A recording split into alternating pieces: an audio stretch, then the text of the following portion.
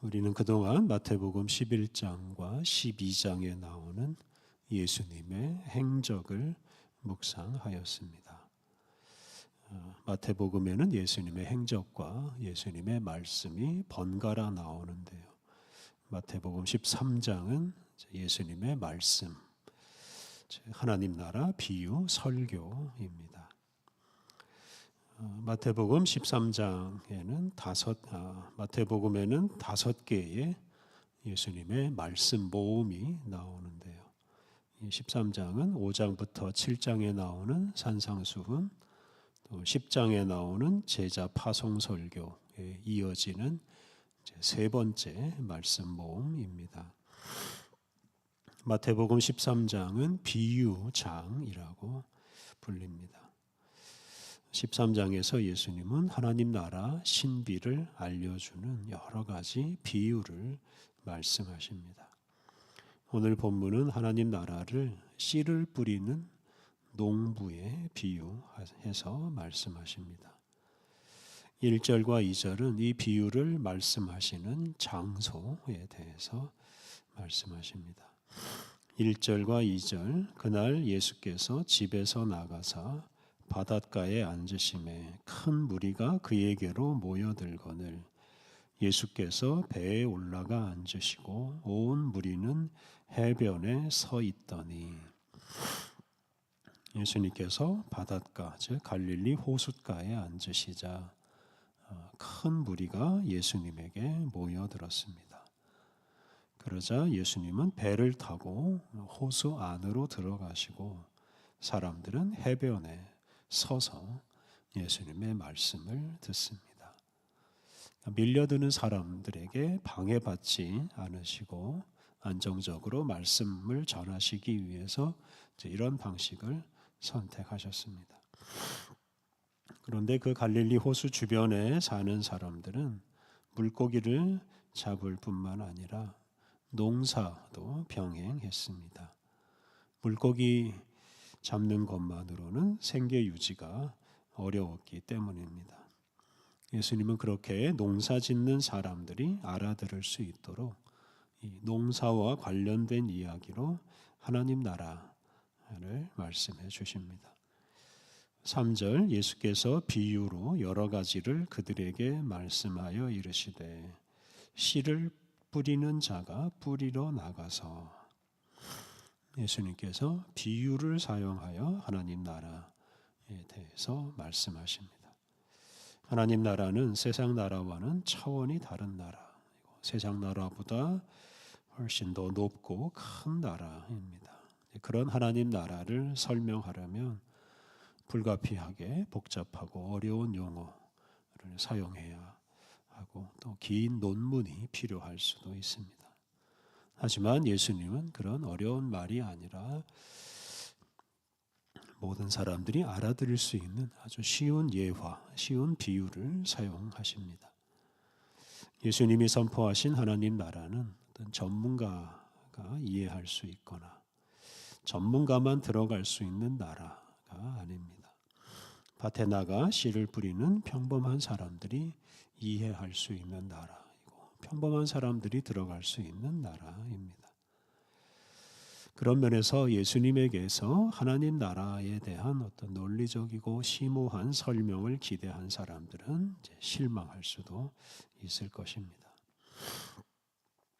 4절부터 7절은 농부가 뿌린 씨앗이 제대로 열매 맺지 못하는 것에 대해서 말합니다. 일반적으로 농부는 밭에다 씨를 뿌립니다. 그런데 밭에다 씨를 뿌리지만 일부 씨앗은 엉뚱한 곳에 떨어질 수 있습니다. 4절, 뿌릴새 덜어는 길가에 떨어짐에 새들이 와서 먹어버렸고, 농부가 씨를 뿌렸는데 일부는 길가에 떨어졌습니다. 밭 곁에 있는 길에 떨어졌습니다. 길은 땅이 단단해서 그 씨가 땅 속으로 들어가지 못합니다. 그런 씨앗은 새의 먹이가 되고 맙니다. 그래서 그런 씨앗은 싹을 틔우지도 못합니다. 5절과 6절 더러는 흙이 얕은 돌밭에 떨어짐에 흙이 깊지 아니하므로 곧 싹이 나오나 해가 돋은 후에 타서 뿌리가 없으므로 말랐고 어떤 씨앗은 흙이 얕은 돌밭에 떨어졌습니다. 그 씨앗은 싹은 틔었지만 밑에 있는 돌 때문에 제대로 뿌리를 내리지 못하고 성장하지 못했습니다. 그대로 그냥 말라 버렸습니다. 7절 더러는 가시 떨기 위에 떨어짐에 가시가 자라서 기운을 막았고 어떤 씨앗은 가시 떨기가 있는 곳에 떨어졌습니다. 그 씨앗은 싹을 틔우고 뿌리를 내렸지만 얼마 자라지 못해 가시의 기운에 눌려서 열매를 맺지 못했습니다. 그러니까 열매를 맺을 만큼 성장하지 못한 것입니다. 이렇게 농부가 씨를 뿌렸지만 그 씨가 열매를 맺지 못하고 낭비되고 말았습니다. 밭 주변에 있는 길이나 또는 가시덤불에 떨어진 씨앗 그리고 돌 때문에 제대로 갈아엎지 못한 곳에 떨어진 씨앗 이런 씨앗들이 열매를 맺지 못했습니다. 이것은 하나님 나라 복음을 선포했지만 그곳에 하나님 나라가 실현되지 못하거나 하나님 나라 복음을 전했지만 사람들이 그 복음을 받아들이지 않고 거부한다는 뜻입니다. 예수님께서 세상에 오셔서 많은 곳에서 많은 사람들에게 하나님 나라 복음을 전하셨습니다. 예수님이 승천하신 후에는 제자들이 그 일을 대신하였습니다. 그런데 모든 곳에서 모든 사람이 하나님 나라 복음을 받아들이지는 않았습니다. 복음을 거부한 마을, 복음을 거부한 사람들이 많았습니다. 심지어 전도자들을 죽이는 일도 있었습니다. 근데 그런 일이 실패로 보일 수 있습니다만 그게 전부는 아닙니다. 농부가 뿌린 씨앗 중에는 좋은 땅에 떨어진 씨앗이 많습니다. 8절 말씀 더러는 좋은 땅에 떨어짐에 어떤 것은 100배, 어떤 것은 60배, 어떤 것은 30배의 결실을 하였느니라. 어떤 씨앗은 좋은 땅에 떨어져서 그곳에 싹을 틔우고 성장해서 100배, 60배, 30배의 결실을 거두었습니다. 이렇게 많은 열매로 앞서 낭비된 씨앗을 충분히 보상받을 수 있습니다.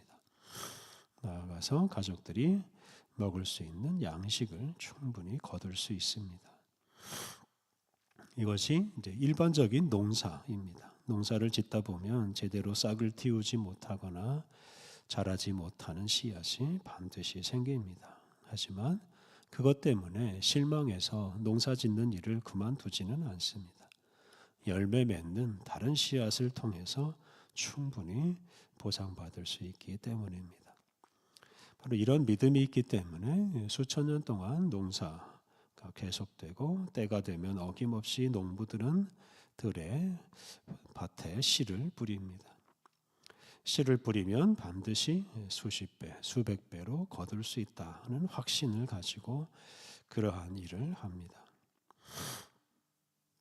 이와 마찬가지로 복음 전도자들은 복음의 씨앗이 반드시 열매를 맺을 것이다 라는 확신을 가지고 2000년 동안 복음의 씨앗을 계속 뿌리고 있습니다. 9절 말씀 귀 있는 자는 들으라 하시니라. 예수님께서 귀 있는 자는 들으라고 말씀하십니다. 세상에 귀가 없는 사람은 없습니다. 귀가 있는 사람이라면 예수님이 하신 말씀을 충분히 듣고 깨달을 수 있습니다. 예수님은 평범한 농부들이 충분히 이해할 수 있는 비유로 하나님 나라에 대해서 말씀하셨습니다. 전문적인 지식이 없는 평범한 사람도 하나님 나라 복음을 얼마든지 받아들일 수 있습니다. 이렇게 예수님은 모든 사람이 깨달을 수 있는 언어로 하나님 나라 복음을 선포하시고 사람들을 하나님 나라로 초대하셨습니다. 오늘 본문에서 예수님이 강조하시는 것은 이 땅에 선포된 하나님 나라 복음은 반드시 열매를 많이 맺는다는 것입니다.